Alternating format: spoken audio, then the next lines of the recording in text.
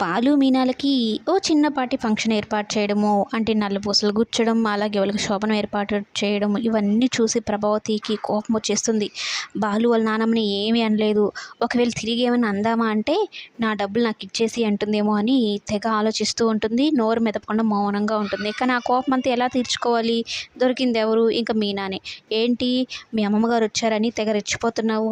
ఉండేది 4 రోజులే, ఆమె అత్త అవతారం కూడా 4 రోజులే, ఆ తర్వాత చూడాల్సింది నువ్వు నన్నే అనైతే చెప్తూ, నువ్వు మీ అమ్మ వాళ్ళని పిలిస్తే మాత్రం ఊరుకోను. అదేంటి అత్తయ్య గారు, నలపూసలు గుచ్చే కార్యక్రమంలో మా అమ్మ వాళ్ళు లేకపోతే ఎలా అనేది అంటూ ఉంటే, ఏంటి నోరు లేస్తుంది, మీ స్థాయి ఏంటి, పూలు అమ్ముకునే వాళ్ళతో మేము సంబంధం కలుపుకున్నాము అంటే మా పొరువు ఏమన్నా ఉంటుందా?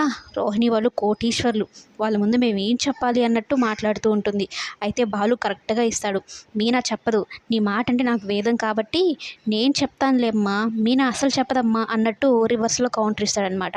ఇక ఆ మాటలు కోపం వచ్చి ఇసురు కొట్టేస్తుంది. మీనా ఏమో చాలా భయపడిపోతుంది. ఇదేంటి అత్తయ్య గారు ఇలా కోపడిపోతున్నారు అనుకుంటూ. అయితే సత్యం కూడా షాక్ అవుతాడు ప్రభావతి ప్రవర్తనతో. కానీ రోహిణి దగ్గరకు వచ్చేసరికి ఐస్ క్రీమ్ లాగా కరిగిపోయి ఎంత చక్కగా మాట్లాడుతుందో, బంగారు కోడలు అన్నట్టు మాట్లాడుతూ ఉంటుంది. అమ్మ రోహిణి, రేపు ఎంగేజ్మెంట్ కదా, ఆ కార్యక్రమంలో ఒక చిన్నపాటి కార్యక్రమం కూడా ఉందిలే, ఆ బాలు వాళ్ళ ఆవిడికి నల్లపూసలు గుచ్చుతున్నారు అన్నట్టు చెప్తూ ఉంటుంది.